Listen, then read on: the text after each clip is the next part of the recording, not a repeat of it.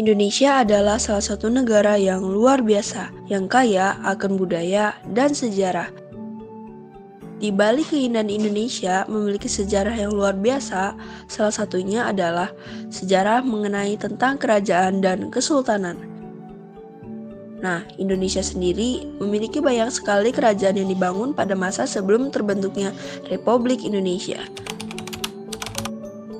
Sekiranya ada 112 kerajaan dan kesultanan yang telah eksis mewarnai peradaban Indonesia. Salah satunya Kesultanan Cirebon.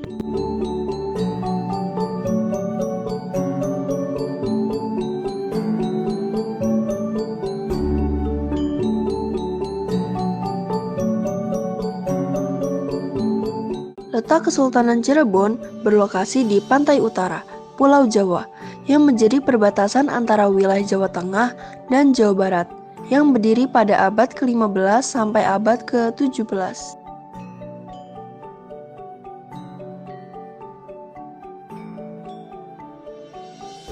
Nah, kalian semua pada tahu nggak sih raja terbesar di Kesultanan Cirebon?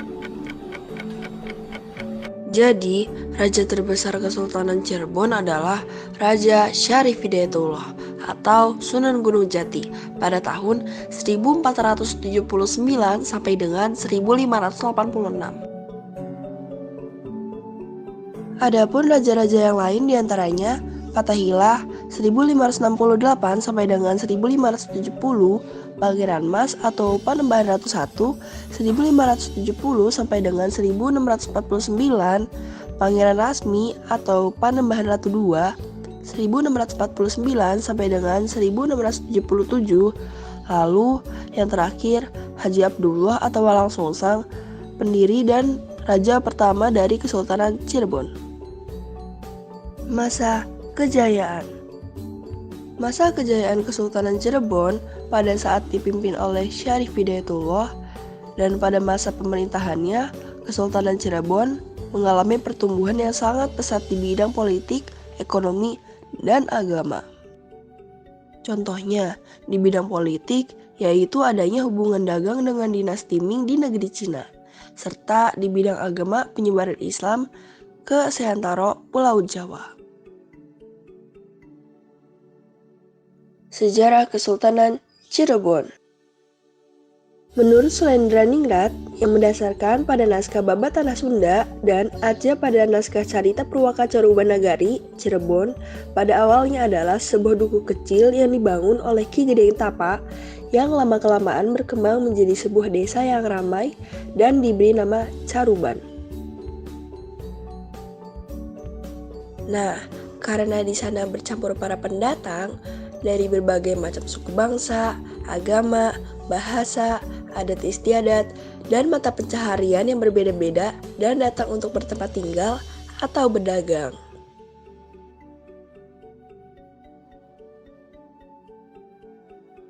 Di abad ke-14, seorang pangeran Galuh bernama Bratalegawa memeluk Islam dan memutuskan pindah ke Caruban Girang serta bermukim di sana dengan tujuan untuk menyebarkan Islam kepada penduduk sekitar yang menjadikan Cirebon sebagai cikal bakal pusat penyebaran agama Islam di Jawa Barat. Yang mengingat pada awalnya, sebagian besar mata pencaharian masyarakat adalah sebagai nelayan, maka berkembanglah pekerjaan menangkap ikan dan rebon atau udang kecil di sepanjang pantai serta pembuatan terasi, petis, dan garam.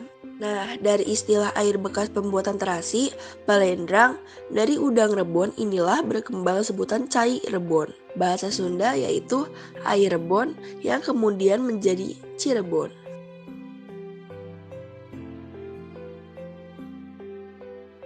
Masa keruntuhan.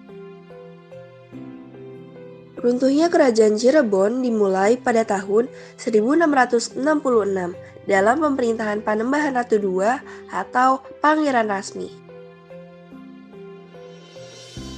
Latar belakang keruntuhan ini disebabkan oleh fitnah dari Sultan Amangkurat I yang merupakan penguasa Mataram yang memfitnah Panembahan Ratu bersekongkol untuk menjatuhkan kerajaan Mataram.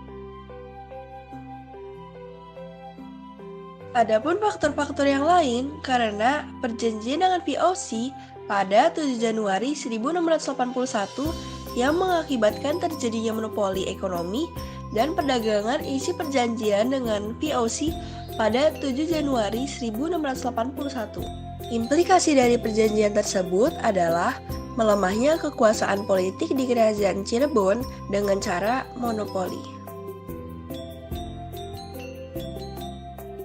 Peninggalan Kesultanan Cirebon.